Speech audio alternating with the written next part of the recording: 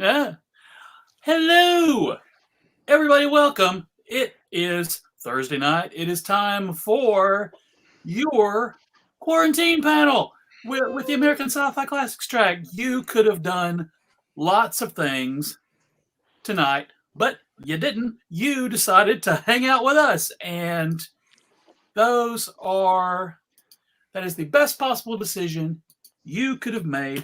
Now I'm going to try to figure out how, with Facebook's new bizarre thing. Watch Joe figure out technology live on the American Sci-Fi Classics Track. Things you didn't know you signed up for. All right. I mean, I got us allegedly streamed to where we got to be, but it's not showing up on our main page because of Facebook. I see it on Facebook. Oh, and good. We actually have our first comment from Kevin Cafferty. Kevin, do you see us? Are we alive, Kevin? How are you seeing us? Kevin must ask me a question. So many questions. Yeah, we're on the front. Okay. We're there. We're good. We're there. We're good. Hey, everybody. What the heck? Welcome to Thursday night, our quarantine panel. Here we go. This is the American Sci-Fi Classics Track. You have made the absolute correct possible decision. Sure, there's other things you could do, but why don't you just hang out with cool folks talking about cool things? In this case, the 20th anniversary of the first Harry Potter movie. Now, I wanted to let's start off. Technically, the elephant in the room. You see the our logo there in the top right corner, right above the head of Michael Falkner. You can say... Point to it, Mr. Falkner. There you go. There it is. You can say a lot of things about J.K. Rowling and her beliefs. So let's get started. All right. Come on. Deanna, you go. What, you want me to say something about J.K. Rowling and her beliefs? I totally can. We that it's hot do not garbage. Agree with J.K. Rowling and her beliefs, or at least I certainly don't, when it comes to trans people. Trans women are women, trans men are men, and whatever you are, whoever you are, you belong here on the American Sci-Fi Classics Track with us, and you have a place with us, and we welcome you with open arms. Unless you're a Ravenclaw. Because you're Hufflepuff. Because they just didn't show up to the panel. There are no Ravenclaws on this panel. Just kidding. We love our Ravenclaws. Jessa is a Ravenclaw, and she's right over there. She's not on the panel. Well, And, no, she refuses to hang out with us. She will not associate with us. Ravenclaw to whom I'm married is upstairs right now. So there are Ravenclaws in our homes. I got a Gryffindor, and actually my son's a Ravenclaw, so there you go. And he's next door. So yeah. Yeah, but we have 2 Slytherins, so really, do you need anything else? Do you? Yeah, insurance. Right. I would think you'd need that for the Gryffindor, because they're the ones who like charge off and do crazy stuff. The Gryffindork? Ooh. Shots fired. What? Why? And it only took less than 4 minutes. I was gonna say, what time are we at now? Well, it was Darin, so it's easy. Oh, wait. So every time I do a panel with you guys, I announce at the time when we got off track, but we have to get on track first before the clock starts. We haven't even left the station. I'm sorry. We're still on houses. platform That's 9 Harry 3/4. Like, come on. Yeah. Gary, please note that right now my finger is hovering on the remove button. Is it hovering or hoovering? I mean, we're supposed to be British in this, aren't we? Oh. Boom. So that'll be at the 4-minute mark, 5-minute mark. Wow. I don't know if that's a new record, but I feel like somebody out there in American Sci-Fi Classics land needs to start like a tracking system of how long it takes Gary to get kicked from these panels. Okay, fine. He's back. Right, Joe, I will go get my wand. No. PG-13. PG-13. No. We're not doing that again, Gary. Therapy will not take that out of my head, Gary. So no. Mhm. Okay, you guys, Okay. I'm so happy that you guys are all here. The first movie is so fun, and of course, like what was the time frame between? Like, did the first book come out in 97?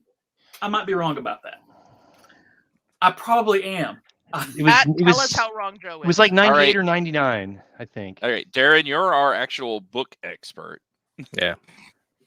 You actually, Darin. Actually, we should do I didn't introductions. sign on and to we'll be the start book with. expert.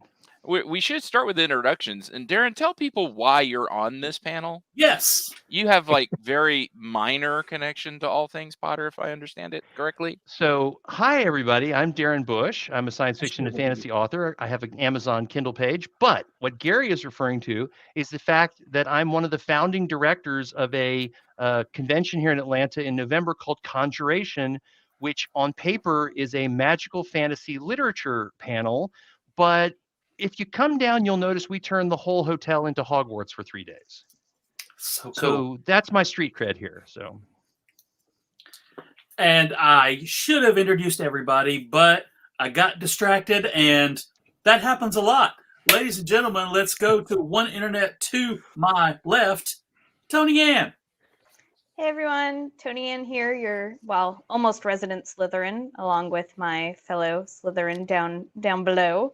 I am a computer science professor by day, and I am watching Star Trek for the first time at night. I am on Enterprise. There are lyrics. It is strange. And my connection to Harry Potter is that I have always identified as a Slytherin without realizing that was my, I was that ambitious person, and I was always a go-getter. And having other people who identified that way and were proud about it, it really helped find a home there, which was nice. So it's great to have other Slytherins being out and proud about being ambitious and things like that. We've almost got 7 nights of a Brady Bunch right now. Welcome. Let's see, 2 internets to my left, 1 internet to the left of ToniAnn. Michael. Hey, it's good to be here. People know who I am. They've seen me, saying things on panels before and doing the weird, Dragon Con dance. Go Hufflepuff. My connection with Harry Potter is my wife actually got the books when they were coming out. They were gifted to her brother. Her brother wanted nothing to do with them, so she sat down for Christmas and she read them. And she burned through the first 3 in like a day because they're easy reads. And so I hadn't heard of it. It was about the same time as our honeymoon, and she brought them along on the honeymoon. And so as we were driving from Utah to Oregon, because we didn't want to fly and it was easier to drive. It's just us in the car. We took turns reading the books to each other as we're driving up the interstate. And then periodically through the rest of the honeymoon, we continued to read the series, which is one reason why, yes, J.K. Rowling's a terrible person, but her politics and everything aside, she's not taking that away from me. Those are my memories of this series. They're very special to me. Yeah. So, yeah. And let's see, let me do 1, 2, 3 internets. 1 internet south of Michael. We already introduced Darin. Never mind, Darin. We're skipping over you. In the Alice position, our friend. It's very appropriate. Yeah. The Alice. The Alice position tonight. Hufflepuff number 3 on the panel. Deanna. Who are you? What do you do? My name is Deanna Toxopeus. I am the resident Canadian and chaser after of Joe and Gary to keep them in line for many years now. Hasn't worked yet. It's a thankless task. My association with Harry Potter comes from the fact that I'm a middle school teacher. I teach grades 7 and 8. And I can tell you, Harry Potter was a phenomenon. And to see 12, 13, 14-year-old children walking around with bricks of books and reading them voluntarily and discussing them in a way that we wish they would discuss the books that we were studying in class was phenomenal. I discovered them when I started teaching and my students started talking about them. And so I went back and read the first couple books and then, kept up with the series as it came out. And as I became a mom myself, I had the pleasure of reading it to my son. And given my drama background, I would do my very bad impersonations of all the various actors, is it Hattie and all that stuff, to the point that this is a true story. My son kind of hid how well he could read for several years so that I would keep reading to him, because if he let us know how well he could read, I'd stop reading to him. So now I have to hear your Snape impression. I'd have to work up to it. I'd have to have the text in front of me, but Harry Potter, a local celebrity. So, I just would have fun every night. Yeah. And he didn't like my husband reading him as much because my husband didn't do the voices, right? So come on. You got to do the voices. You got to do the voices. The voices are very important. That's my connection with Harry Potter. I love this beautiful fabric with brooms on it, my Hermione shirt from Karen Hallian. So yeah, I love me some Harry Potter. And one internet south of Deanna, Shaun, welcome. Hi, everybody. How you doing? All right, what's your house? That was first. I was making sure everybody could hear me. I'm on a brand new computer, so I have no idea how my microphone is doing. So if you guys can hear me, great. If not, let me know. I'll try to play around with the settings. But yeah, so my house is Ravenclaw. And we finally have a Ravenclaw. We have a quorum. I am Ravenclaw. Yes. My wife Laura will argue to the cows come home that I am a Gryffindor, but we've taken every test and I'm always like 55-45, 60-40 Ravenclaw. And she's like, you're answering smart questions to get out of Gryffindor, you goody two shoes. And which is true. I do have a very big paladin streak in me, which is what I kind of figure the Gryffindors are. They're the paladins of the Harry Potter world, right? Right. You kind of want them around, but at the same time, like, you can't do all the fun stuff if they're paying attention. So, I'd much rather, you know what I'm saying? I mean, like, I'm not lying, right? Yeah. But no, my connection with Harry Potter was pretty much the fact that my wife and I, when we were just starting to date, all of our friends were reading it as we were like kind of going to work, and we were hearing about the movies, and we're like, they're written for kids. Do I really want to read these YA books? And they're like, no, they're really good. You should check them out. And we're like, all right, fine. I'm going to give it a chance. And we fell in love with the Harry Potter books. I mean, we blew through them. This was 2001, 2002. So we had gotten, I don't even think Order of the Phoenix had come out yet. I think we were right to it. But of course, as soon as we read the books, we realized that Harry Potter is our age. Because it's everybody forgets that Harry Potter in the books takes place in the 90s. I'm like, they're 90s kids. Like, they're 90s teenagers. They are us. And I'm like, theoretically, I could have known Harry Potter if I didn't suck and be born a muggle. So I'm okay with that. I'm like, yes, Harry Potter is one of us. So when everybody's like, you're too old to like Harry Potter, I'm like, screw you, kid. Harry Potter was written for me. And I'll die on that particular bridge. So yeah. And look at this. All right. Well, let me pull him up there. Look at that. Nice. Well, very nice. Nice. Also, very nice. Nice Guybrush Threepwood picture. Got Monkey Island represent. But at the same time, I can never actually recognize Guybrush when he is like in a 3D mode. I only recognize him in his old 16-bit like pixel form, like from the old days of Monkey Island. So now, one internet south of me, my co-conspirator, Mr. Gary Mitchell. Thank you. And I just want to also give a nice little thank you to Keith for his comment of, it's all fun and games until Gary whips out his wand. Why? If If only I could boot I too. don't encourage him. That's the plan. It's Can too I- late. Siri, But yes, Can I am. boot people in the chat? Go ahead. But yes, I am his co-director. Hey Joe. Yeah. Hi.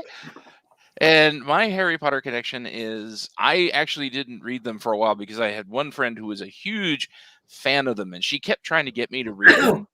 And the problem is with her reading tastes and mine, 4 out of 5 books that we both, that she likes, I don't. Right. So I was like, yeah, no, I'm fine. I don't need a kid's book. And also, I never liked those British kids in horrible conditions, like the Little Princess and all that. There's that whole genre of British kids whose lives are crap until like the last 10 Secret pages of Garden? the book. Yeah, that kind of Lord thing. Fauntleroy? Yeah, it's a very Dickensian theme in general, right? Like, we Right. call it Dickensian, but it's almost a British like stereotype at this point. Yeah, well, it's like as Eddie Izzard said, you're British, lower your standards. So I avoided them, and then right as the fourth book was about to come out, another friend of mine and I reconnected, and she was like, no, these books are really, really good. So I was like, fine. The first one's in paperback. It's like $6. I'll pick it up and read it. Mhm. And if I don't, I wasted $6. A month later at midnight, I've snuck out of my job at the hospital on third shift to be at the midnight release for Goblet of Fire. I And then remember being at a Borders for a midnight Borders. release for that. It was not even for me. It was a friend of mine who wanted some moral support, and I hadn't read any books at that point. And they were like, well, I have my first one. You could read it while we're in line. And I literally finished it and was like, okay, now I have to read all the others so that when you're done with this book, I could read it. Like, Yeah. I remember that very vividly. It was So, when I read that.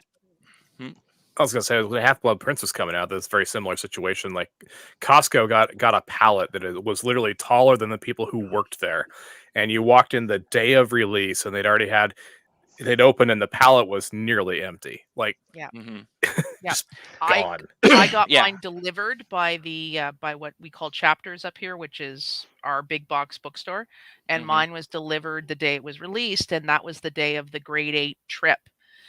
So I had to herd a bunch of grade 8s to the bowling alley and then to the swimming pool, and I had the book with me, and I was reading in the bus the whole time, and my literal attitude was like, children, do not disturb Miss T. You will not be disturbing me. Thank you very much. And I was just reading, and the kids were trying to read over my shoulder too. So yeah. Nice. Yeah. I read the first book like that day, and I was back at the bookstore the second day, and then I was at the midnight release for every book after that, except for the last one because I couldn't sneak out of work. But when I got off work at 7 a.m., I went right to the bookstore and I waited in the parking lot till they opened and stayed up and read the last book in one sitting. Yeah. Yeah. And I cried. No, go ahead. My wife is an elementary school librarian, and so there was no way for any of us to avoid Harry Potter, and we didn't wanna. We consumed all the Harry Potter things, Right? all the books as soon as they came out. My kiddo, from as soon as she could start reading, she was just consuming all the Harry Potter stuff. In fact, when she was very small, our center square tonight, one of Quinn's favorite gifts is the Harry Potter and the Philosopher's Stone, which Deanna procured for us. Because Canada. They're everywhere up in Canada. Well, don't forget, it was Rainforest Books that actually bought the worldwide publishing rights initially for Harry Potter from, because there was a British publishing deal. And then Rainforest Books up here in Canada, a very small little publishing house on the West Coast, picked it up. And then it blew up. And so they've since, sold or released or had JK transfer over the publishing rights to somebody else. But that made Rainforest Books. Rainforest Books did quite well off Harry Potter there for a little bit. And so we have the British version because Canadian culture is a bit of a blend of American, British, and its own sort of special thing. So, we grew up watching British television shows, reading British books just as much as we did watching your television shows and reading your books. So yeah, we have the British version Philosopher's Stone appear, not I Sorcerer's. will say there was an interesting thing in rewatching the movie is I watched with the subtitles on, and every time it said Sorcerer's Stone in the subtitles, it said Philosopher's Stone. Really? Yeah, Yeah. yeah, and I've got the Blu-ray version where it's all 8 movies on. Right. You know, Yeah. and we did English for the hearing impaired subtitles, and every time it said Sorcerer's Stone, it really said Philosopher's Stone in the text, and I thought that was Yeah. interesting. Well, Philosopher's And Stone is an it's- actual thing, right? Like that's an Yeah. actual magical item that predates Harry Potter. So the fact that the American publishers thought they had to change it to Sorcerer's Stone for you guys is quite Because they sad. assume we're idiots. Bizarre. Well, no, but it's Because- also Bizarre. because this is actually something that goes beyond Harry Potter, which is that many times when you hear the term Philosopher's Stone, some person, I don't know who it was, but I've seen it in numerous publications over the years. They have always changed it to the Sorcerer's Stone. For some reason, Philosopher's Stone doesn't sound magical enough to transmute, because right, the Philosopher's Stone is supposed to transmute lead into Lead gold into and gold. blah blah Yep. blah. Yeah. Right.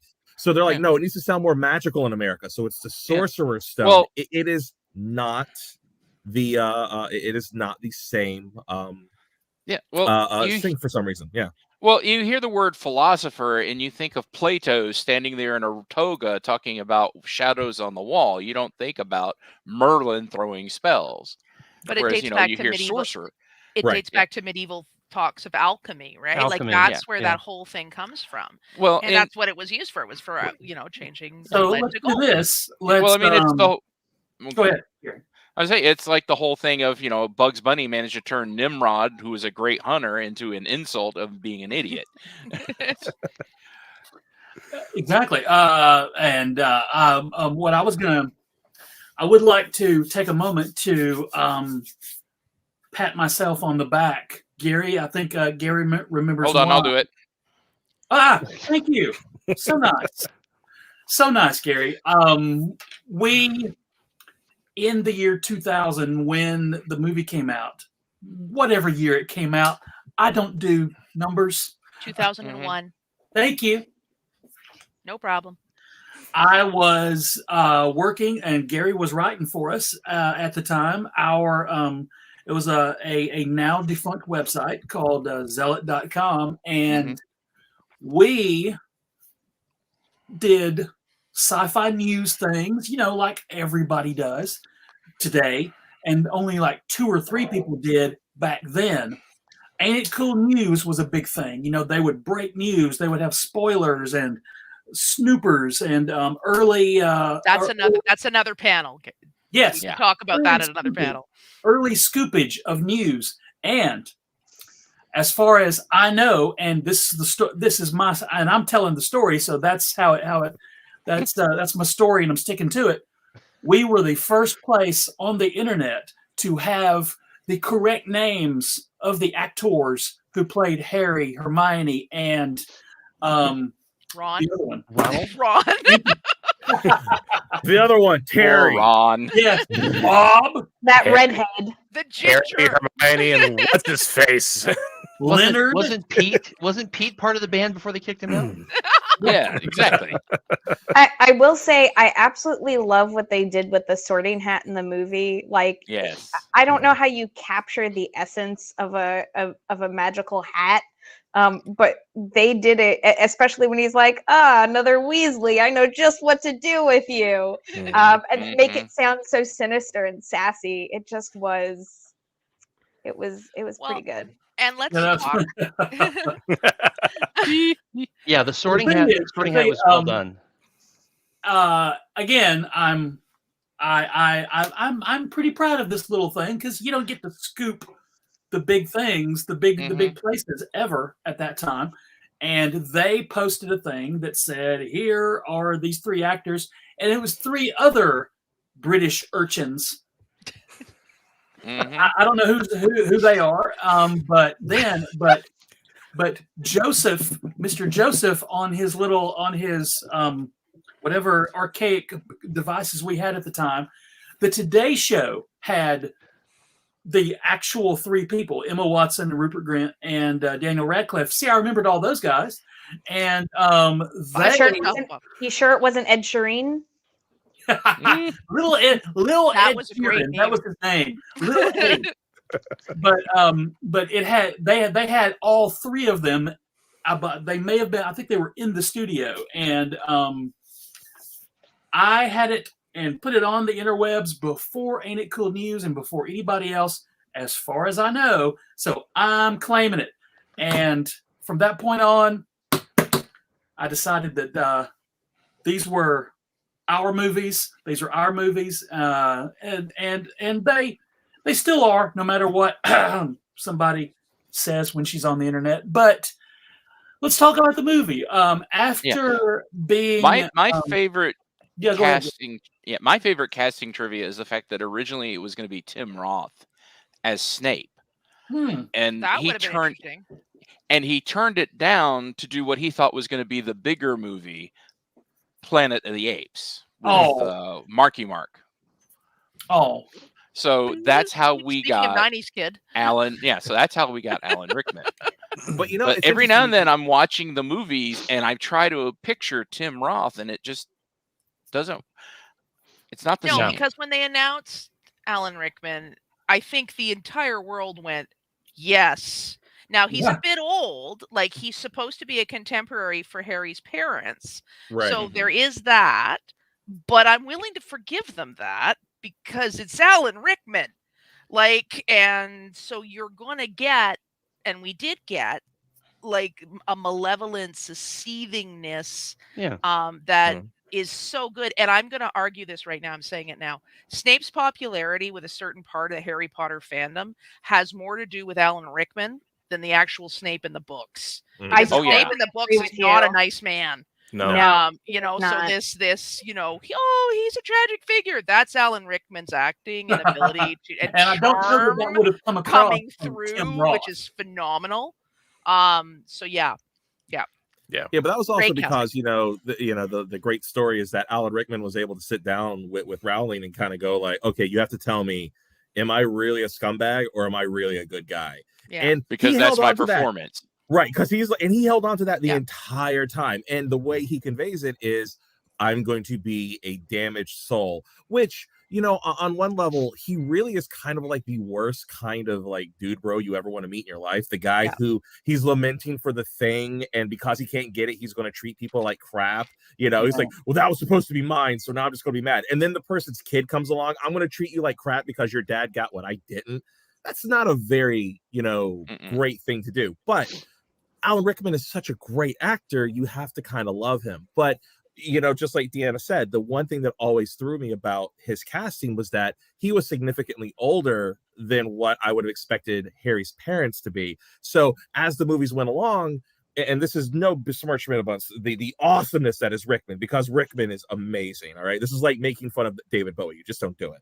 But Rickman started showing his age a little more, and he didn't look like he was more of a contemporary of what Harry's parents would have looked like if they were in, say, their late 40s, which is what Snape was supposed to be. But again, that's not Rickman's fault. Rickman was doing what Rickman could do, and Rickman crushed it. So if that's what we have to, if that's where we have to squint a little bit, I'm all for it. Yeah. And I think everyone agrees. I think robes take off 10 years. So, easy. Oh yeah. Right. And if you Wow. give yourself Very long hair, slimming. yeah, if you give yourself long hair, you could definitely get away, playing a decade younger too, right? Like when he's dying at the end, right? And he's up against the wall, he's been, bitten a few times. He's like, oh, I mean, how many times have we seen that? We're like, yes, every person on the known planet has done that. Very dramatic. And it instantly takes years off of you. You just, with the hair flowing. And, I mean, that's just, yes. So Yeah. Well, you that can and when do he that. was when he was the boggart and he was in Yes. Mitchel's grandmother's Yes. Yes. and that he's clutching his pearls and he Just gorgeous. played everything. But even in that first scene when you see him in the potions classroom and he's got his flowing cape and he kicks down the door in that very authoritative, like, we're not going to have bullshit here, this is not the class where you do that silly wand waving, like Oh yeah. Because But- those are the guys that always made fun of him. So for him, this is his territory. This is his Well, world. Yeah. I And mean, if you step into his world, you're going to do it his way.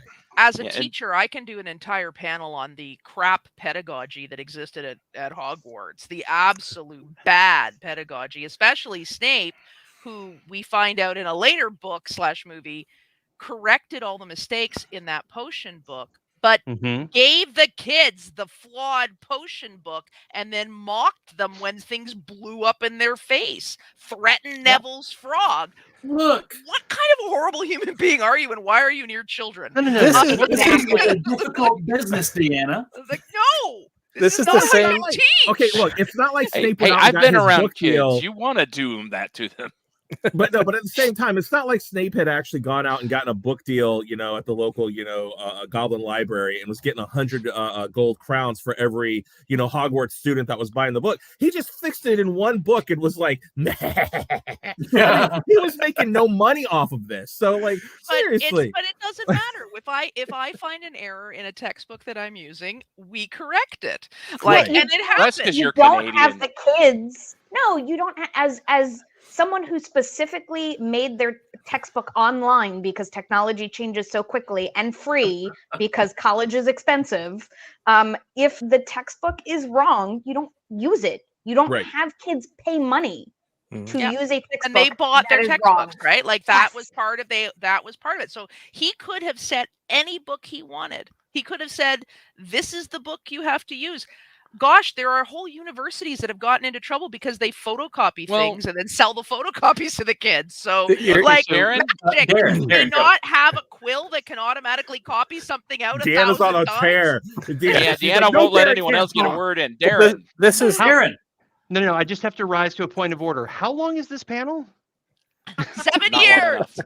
Yeah. I Yeah. did my reading in Azkaban. The last panel will be split into 2 right. because that's what we're gonna do. But also, I don't know. Snape We've should only have got done what one Robin movie. Williams did. We only got one Snape should movie have to done- cover. Snape should have done what Robin Williams did in Dead Poet Society. If it was wrong in the book, tear the pages out and start inspiring those kids. Snape could have been like the most popular teacher. He chose to be a gas bag. Yes, he chose to be because that jerk. because in the first movie, which we were talking about a couple of times for a moment there, Yeah. Snape comes into the room and he gives his annual prepared speech. He does the pose with the robes and everything, and he's practiced this in the mirror of Erised, and he's just ready to go. And Harry is taking notes, and Snape goes, "Pay attention, Potter." He's taking notes of what Snape's saying, and then 2 minutes later, Snape goes, "Why aren't you writing this down?" He's a hypocrite. Mhm. Oh, yeah. He's one of the heroes, but he's not a nice guy. It's the tip of the iceberg that I have. One of the things that sticks out to me about the teachers at Hogwarts and the wizarding culture overall is that they really set people up to fail because they've got theirs. Screw y'all who don't have what you don't have of mine. At any point in this 8-movie or 7-book series, if somebody had sat Harry Potter down and said, "Here's the rules of the wizarding world. By the way, someone's trying to kill you. Here's what you need to know to survive," it would have been a 1-book story. You look at the wizarding world overall, and how do they treat anybody who doesn't have the same power like the Muggles? It's a very classist society. It's we're all nice and happy together, but you people over there, I have one word: squibs. yeah. Oh yeah, Yeah. Squibs, absolutely, yeah. Well, and Yeah. who were the 2 best teachers that we saw over the course of this film series? One of them was a convicted murderer from Azkaban, Mhm. and the other one was a werewolf. So, Man, I didn't guess either one of those. I was going with Hagrid and Hermione. nope. You Yeah. know, so Hermione. the- Okay, if you're gonna call Hermione a teacher, even though she was a student, yeah, she was. Oh no, yeah. Hermione was a teacher. Oh, Okay, Yeah. God. That girl That was- girl. Why I was this will say- not about her? Let's talk about Well, let's talk about the Three- first movie, because we let's got talk about the first movie, Deanna. I'm so glad you're here. Let's How's talk it about feel? How's let's it talk feel about trying to the rein 3 somebody in? leads because I do want to talk about and legit. I almost said Gandalf. I was Dumbledore. Let's I talk mean, they're about interchangeable. I mean, yeah, they, yeah, they, exactly. they both get resurrected at some point. I mean, Okay.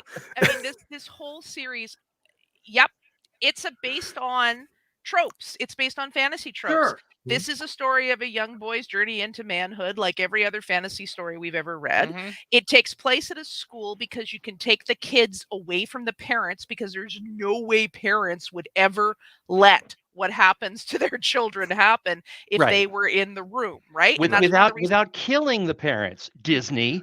yeah, well, Yeah, and thank that's you. why Harry's an orphan, because it further removes that sort of caring, and he has a He's dead. horrible aunt and uncle. Like, there's so many tropes, like there's children's literature tropes played into here, there's Mhm. fantasy literature tropes played into here, and that's where the magic kind of happens, because Rowling has taken this high fantasy tropes of the young boy's journey into manhood, there's Gandalf, and then woven them in with the juvenile literature part about going to school and about what it's like and to go to school, and has made it a very British setting, which is slightly exotic for America, because that's exotic, but for the British kids in the world, that it actually looks very similar. You've got a head teacher, you've got a bunch of teachers doing things, you've got houses, it's all kind of very familiar to them. Mhm. So of course he's Gandalf, because that's what she's pulling from, and that's fine.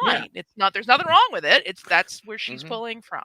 And But you I know think what with the tropes really- too, that it's really a very predictable kind of story. I mean, it telegraphs a lot of things as you go through the movie. What really sells it though is the fact that Chris Columbus was able to take the visuals right off the page and just slap them right on the Yeah. screen. It Yeah, was, he it did a was- really good job of adapting it. Yeah. And Let's talk they about like that. the other thing, he cast kids that Joe, were you're not in the control right, of this panel, dude. the kids were the right age. Alice is Like, always in charge. Oh, They my didn't have God. 20-year-olds playing. Yeah. Yes. Yeah. Like, take Yeah. note, Percy Jackson. This wasn't a Um, CW production. Like, yeah, exactly.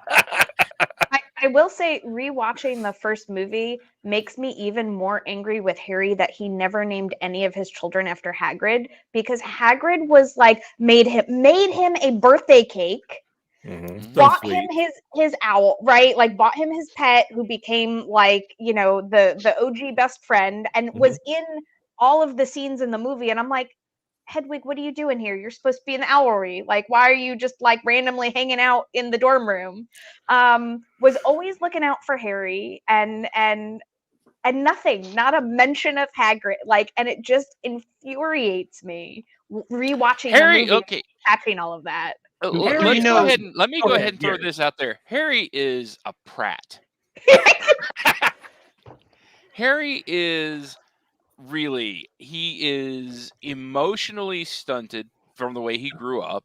Well, yeah. He is intellectually blind. He can't figure anything out unless you put it right in front of his face and spell it out, and then he's like, Harry. "Oh, Right. yeah." Well, okay, time out. You know, All right, if it, but, but hold on. Right, Right. right. Let me rebuff for a second, okay? Because we're giving Magic Jesus a bunch of crap right now for the fact that they kept him isolated for like 12 years, and then they said, "Hey, Magic Jesus, you've been a Muggle for the last 12 years. Lead us into the Promised Land." And he's like, "It's a rock." What the shit? Okay, come on, man. Like, And you gotta. I'm like, with Shaun on this. I I'm actually am with serious. like Harry's a prat in one of the movies and books where he winds his way through the entire book. Like, fourth one. and you're like, shut up, Harry. But in this one, he's an abused kid. He's lived in a cupboard under the stairs Yeah. and has been like given scraps. He's the classic abused child, and he's now been, the door has been opened, and he's in this incredible place.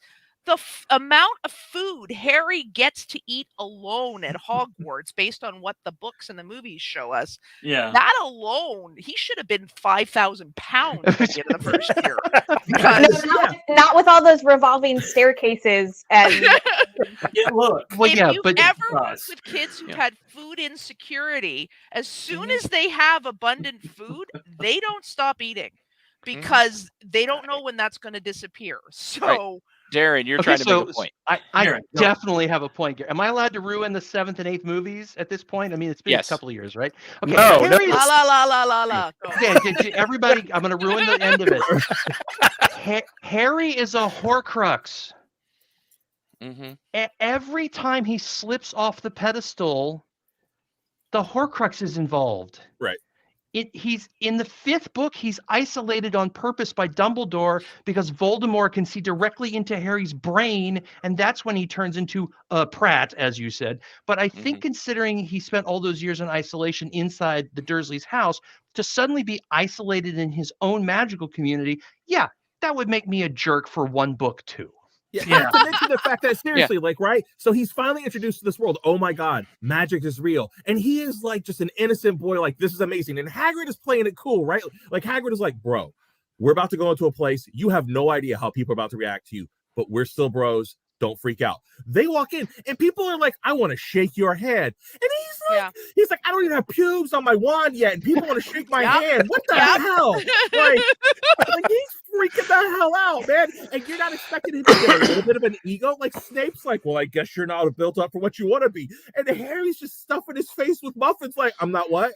Like, just like I cannot stand how people treat Harry in this movie. Not that Harry is a likable person all the time, but I'm like, you know what? The fact that he didn't slaughter all the younglings and basically join Palpatine and make the Empire is kind of a miracle, okay?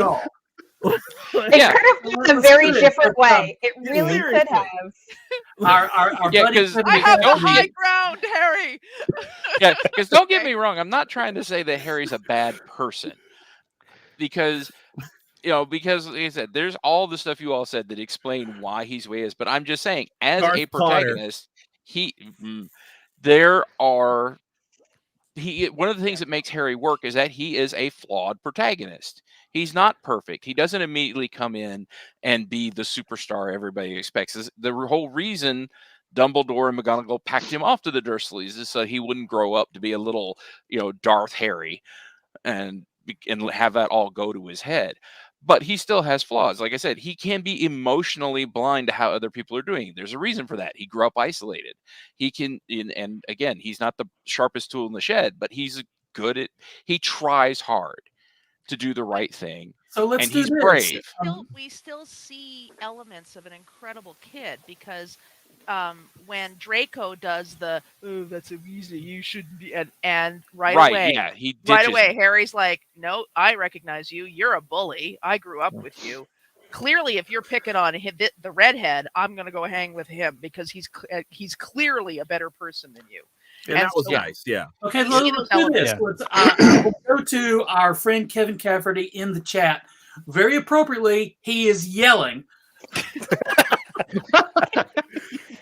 Yay, Kevin! I got passionate. I'm sorry. My level went up because, sorry. That was my I have it. That was let's do this. Let's Deanna, let's let someone else go first. No! Yeah. Jeez, Hermione. That's right. All right.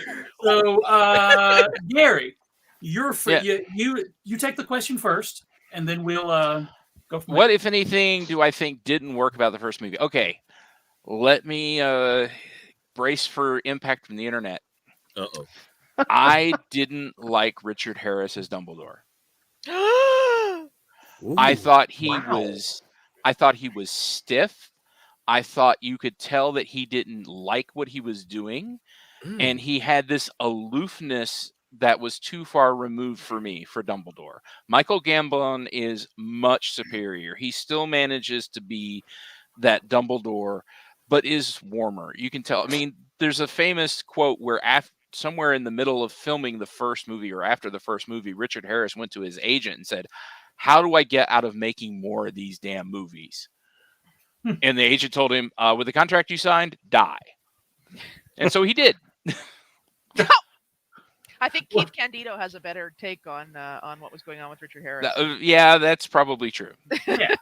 But yeah, that for me is the biggest thing. Dumbledore he's trying to keep his distance from Harry, but he's still a warm, grandfatherly, slightly dotty, out of touch. but there's still a warmth and a caring to him, and that twinkle of I know what's going on, even though people don't think I know what's going on. That I don't think Harris brought to the role. Harris was just there. I'm actually on the I opposite of got this a one. different take on Harris because a different take than you, Gary. He appeared on Letterman talking about the movie and had this very sweet grandfatherly story, very different from what everyone else's account was about his experience on the movie, and so that kind of colored my view of, because his story on Letterman was he didn't plan on doing the movie, but then his grandchild said, That's what I heard. Yeah. yeah. See, his grandchild said to him, "If you don't do it, grandfather," and that's I'm doing the urchin voice, the young British urchin voice. Please, sir. Please, sir, please, grandfather, if you don't do the Harry Potter movie, I shan't speak to you again. And that's what I imagine it was like. And so he did it. And I also like Gambon better, but the MacArthur Park guy is okay. Yeah, it's funny because for me, like Harris, I thought was exactly what I thought Dumbledore was going to be like. And when Gambon came in later, Gambon kind of scared me a little bit, quite frankly. Like he was so energetic. Like when he pulls that paper off from the Goblet of Fire, and he's basically like, "What son of a?" And he's about to start cursing at the kids. I was like, this is not my Dumbledore. Like, this is an angry Dumbledore. Like, I feel like Will Ferrell when I see Peter Dinklage. Like, you're an angry Dumbledore, man. Like Gambon was going to hurt somebody. Like, but Harry, you little son of a. Right, but to be fair, Gambon was the Dumbledore we needed for the last half of that series. Dumbledore was a little bit more of an action, well, not action, but he had a little bit more kind of like oomph and pizzazz. But the grandfatherly wizened side of it, for the first few movies, I think Harris was exactly what it was. So for me, it kind of works both ways, but I still like Harris a little bit more than Gambon. So Shaun, are you saying? But yeah, Shaun. Yes, thank you, Keith. I was trying to not go there, but Keith is right where I'm with you, buddy. Keith is the hero we need for this story. That's right. John, tell us. Keith needs to be on all these panels, to be honest. What do you think didn't work about the first movie?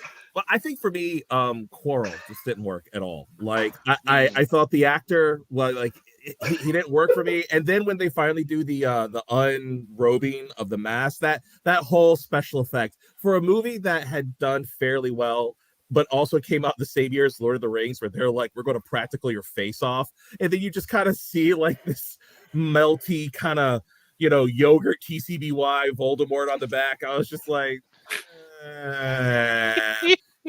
but I mean, I go, but you know what? This is not aimed at me, the sophisticated adults. This is aimed for kids. This is right there. But for me, that's where it kind of met. But again, honestly, I think, the first Harry Potter is pretty well put together. I think for the time and for what they were trying to do, there's very few things where I can just point out and go, this just did not work.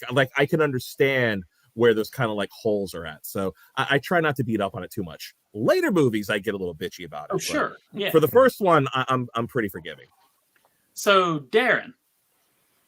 I thought the first movie was good out of the gate. As Shaun just said, the quality drops off pretty quickly in the movies for the adaptation and for what they're trying to do.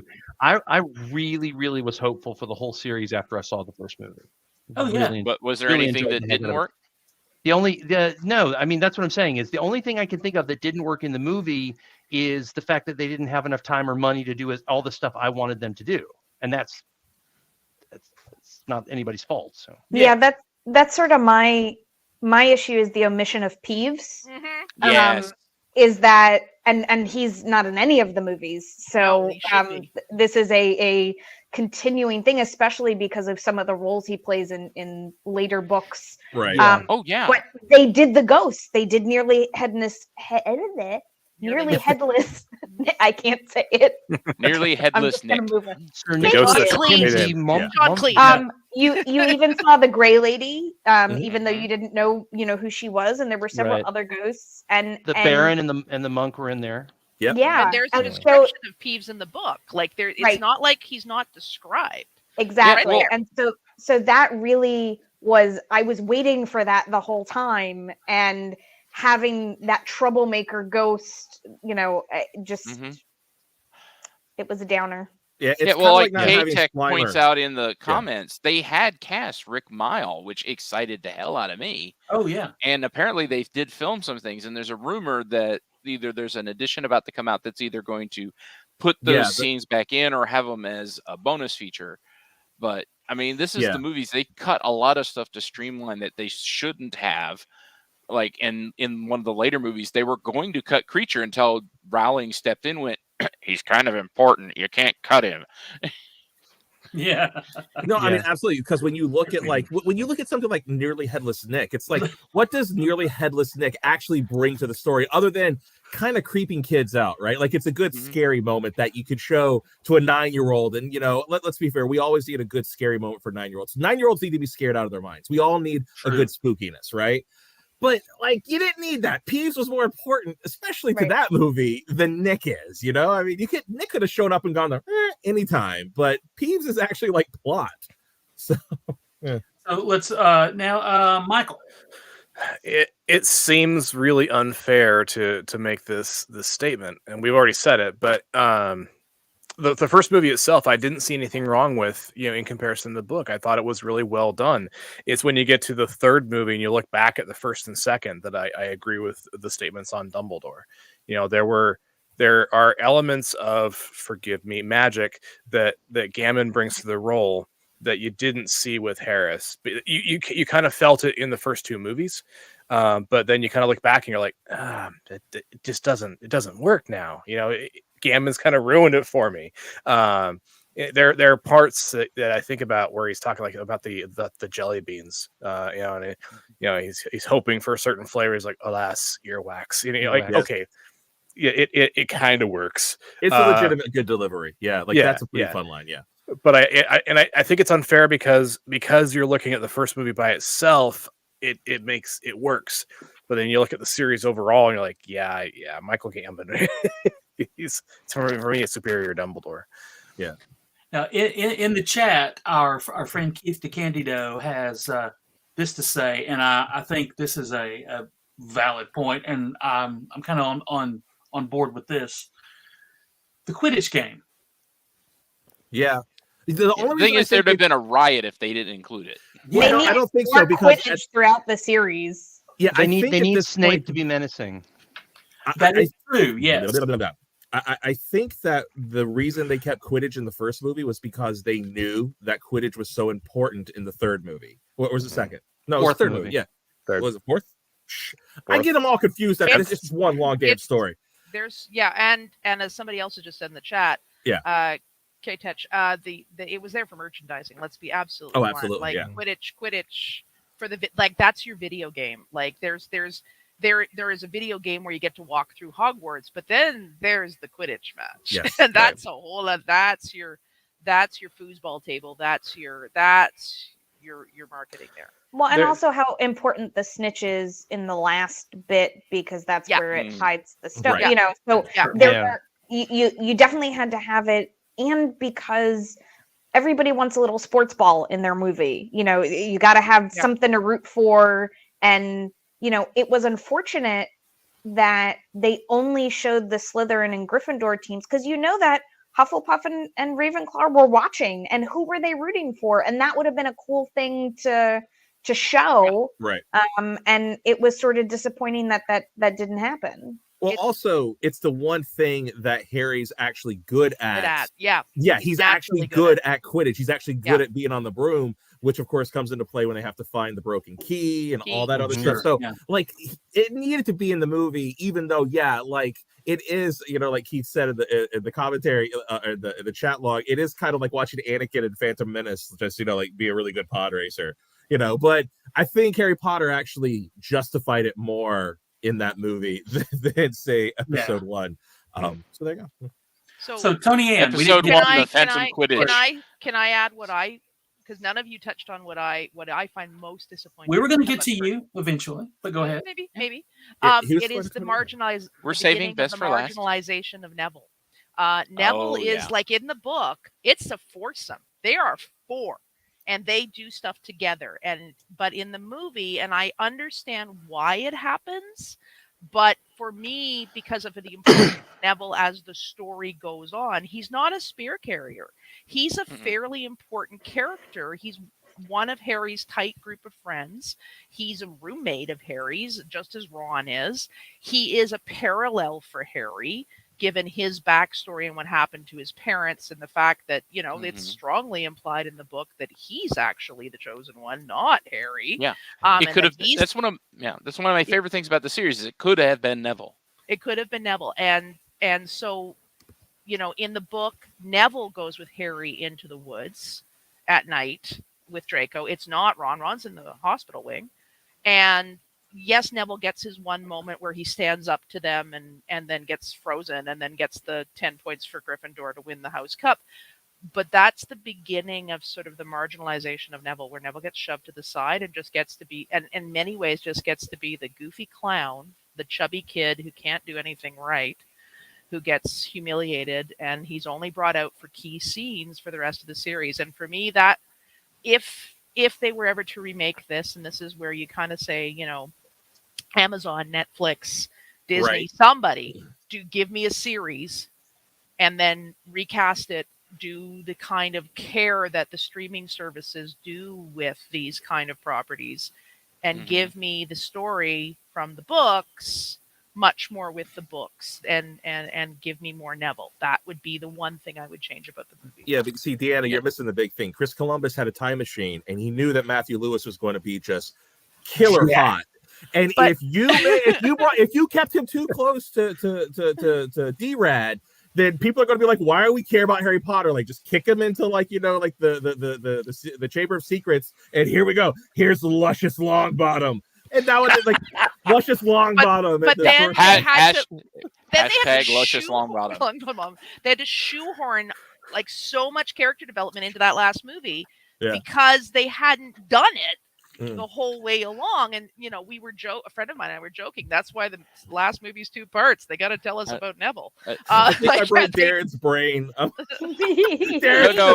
Darin is Darin look in saw the chat, question.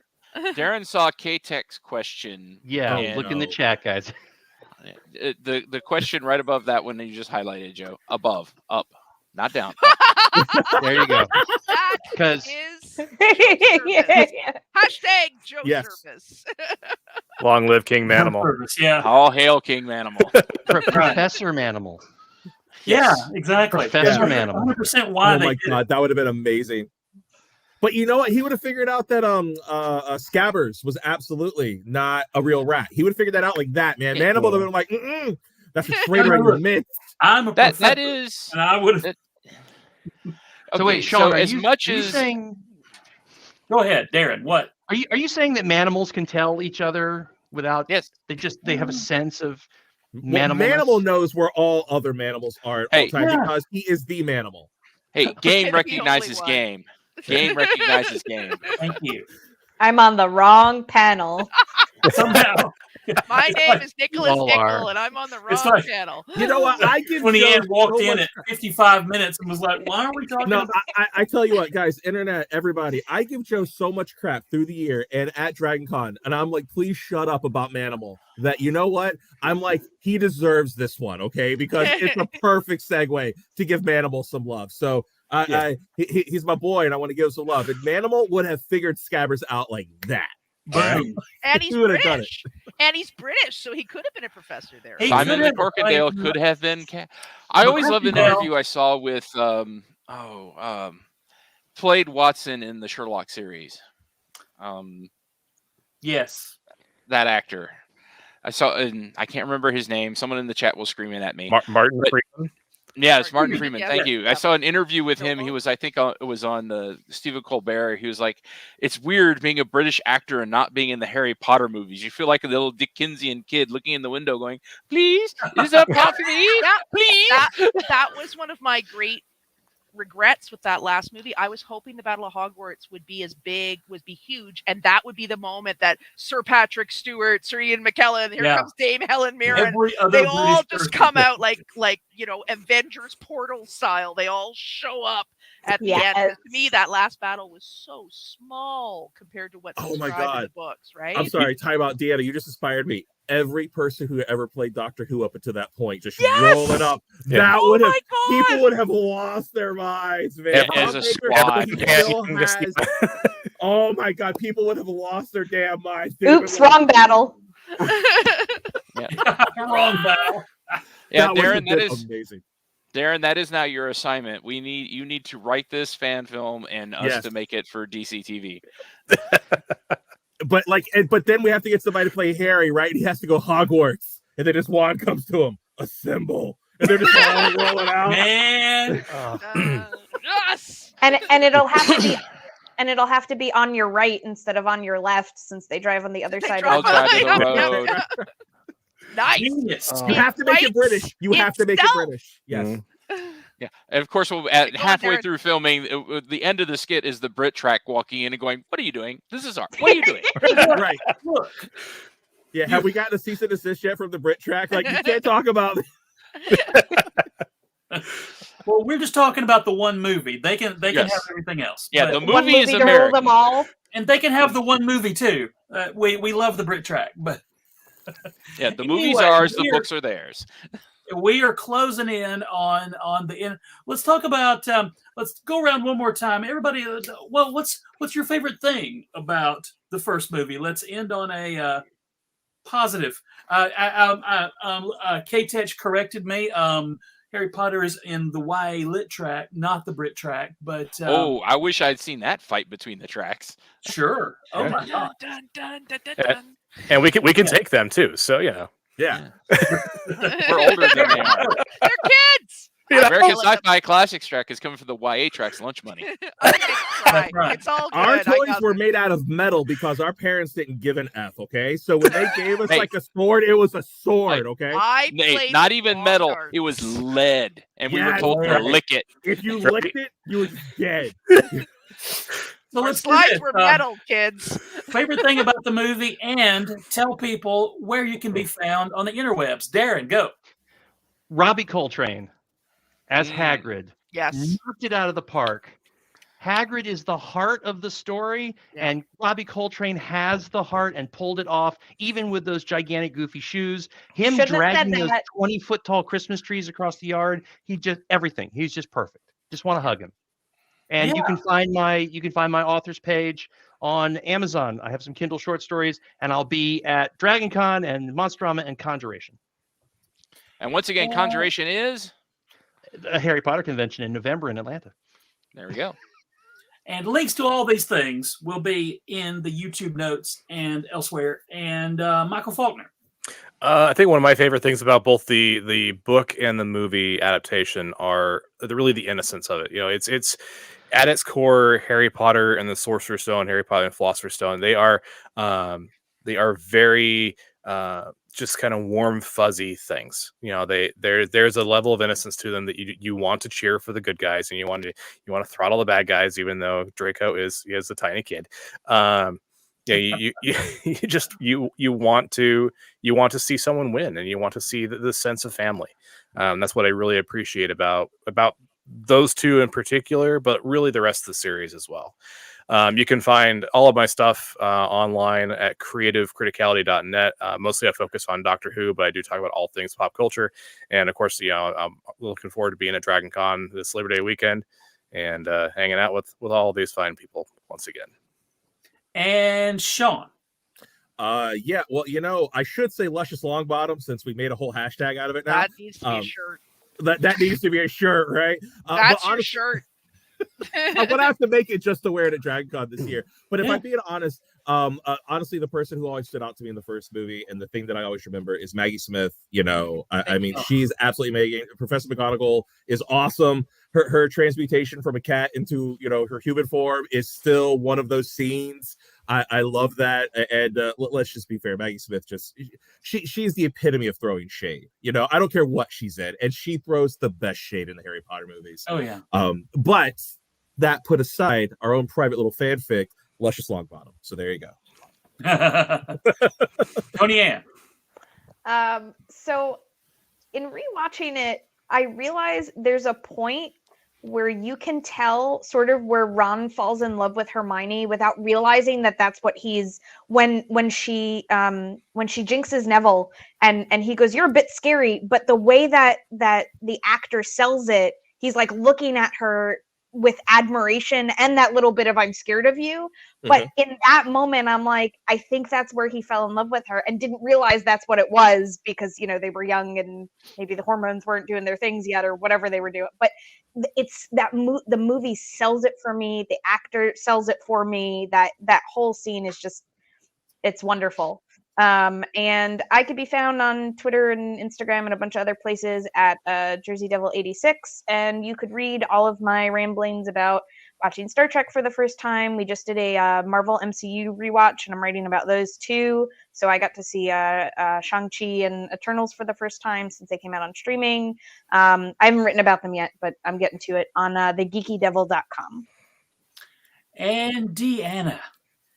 Oh boy, favorite thing about something we haven't talked about. So I just have to say that the first movie, these movies are such a collection of some of the best character actors in England. So and technically Australia too, because you've got Mariana Margulies, you've got Julie Walters. I mean, come on. And I know she's only in it for like 2 seconds, but Julie Walters, like, come on.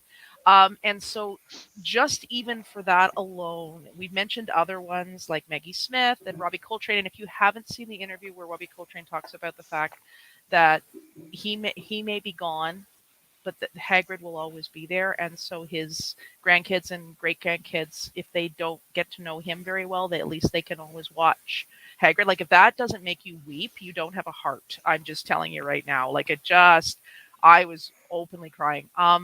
So, yeah, I'm on the internet. You can follow my teacher, Twitter, if you really want to listen to me talk about assistive technology and math education. But I run the Revolution SF Facebook page, and I post a lot of memes there. Thanks. Shout out to Matt, who's been helping out a bit there. Matt Cowger, love you. So if you like memes, come there and follow the memes. Some of them I make. Follow the memes. Follow the my memes. steal. Gary. Hashtag follow the memes. Yes, you can find me with him at DragonCon. You can find me annoying her online, and we reach past A her lot. and we reach past her and poke Darin, who you'll find me with at Monsterama and at Conjuration, but mainly DragonCon with him. And my favorite, I'm going to give a secondary shout out to that we haven't done yet to the score. John Williams, you know. Half of Steven Spielberg's millions should go to John Williams. Oh, he's doing fine, sir. Yeah. I'm just saying, Spielberg, like half of his cred comes from John Williams. Music, it's an iconic piece of music. You hear that, yeah. I mean, you're hearing your head right now, aren't you? All I had to do is say the Harry Potter theme, and you hear that. Da, da, da. I mean, it had that perfect bit of whimsical and magic and all this. But for me, my favorite thing that I always have to watch, if I'm flipping across and I come across it, is John Hurt as Ollivander. Oh, yeah. He is so good in that small scene, and he manages to perfectly, we can expect great things from you, like him. Like, oh, they were terrible things, but they were great. And gives you the okay, this magic world is more dangerous than...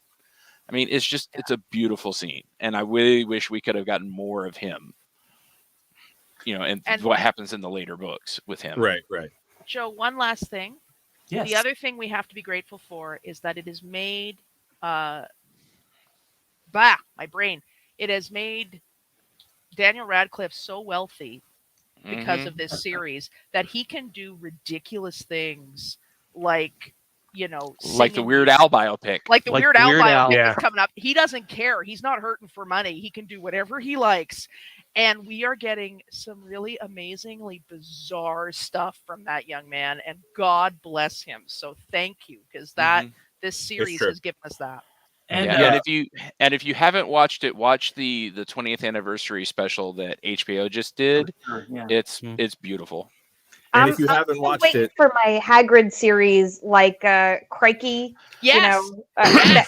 They Yes! need that. They Crocodile need Hunter, but with Hagrid. Yes. yes, with magical creatures. That's Forget- what I need yeah. that in my life. Forget But- the movies with Eddie Redmayne. Let's give me that. Yeah. That's what I want. I just want to see him tickle the books, you know. But no, but seriously, but the D-Rad stuff, if you've not seen Miracle Workers, any of it, go watch Miracle Yeah. Workers. He's amazing. You get Steve Buscemi in it too. But also Swiss Army Man. That the reason that movie gets made is because Daniel Radcliffe just did not give a single F, and he was like, I want to play a corpse that has extreme flatulence that's so powerful a man can ride me like he's a motorboat to safety because he's on a desert island. No, I'm not making this up. This happens in the movie. It is so crazy. You have to watch it. It is just oh my. Basically, imagine Muggle Harry Potter dead with Muggle Ron Weasley. And Ron has to get back to shore, and he uses Harry's dead body to do it. It's so messed up, and it's just go watch this movie. It's crazy. My Daniel Radcliffe thing is guns akimbo. Oh He has guns sewn to his hands, and for an hour and a half, it's just nutso. It's yes, bonkers. Very well worth it. absolutely. But and what I liked, my favorite thing is the line delivery by Emma Watson when Hermione, I forget what even happens that where she says this thing, but probably something, I'm sure it was something Harry and Ron did. She goes, "What an idiot." And that's, I was like, Hermione's the best. And she continued to be the best throughout the whole thing. And Die or but get expelled. yeah, Or worse. Or worse, Or worse, expelled. get expelled. but guys, thank you very much. Much like Harry Potter, what I love about getting together with you guys and presenting these things for people, it's the found family. And I think that is a big part of Harry Potter for me. It's the poor bastard was stuck in a cupboard, and then he found his family at Hogwarts. And in a way, I hope that we are doing a little bit of that for you guys. And everybody stay safe. We love you. We will see you back here very soon. Follow us right here. If you're watching us on the YouTubes, follow us on the Facebooks. All the Like, comment, subscribe. Yes, all those things. Smash them. And we will see you very soon. ToniAnn, Michael, Gary, Deanna, Darin, and Shaun, thank you guys very much. We will be back in a couple of weeks with more fun things, maybe before. And once Gary and I figure out what we're doing, it's fun. We will see you next time when Gary Mitchell will say, That's it. I'm getting my wand. No.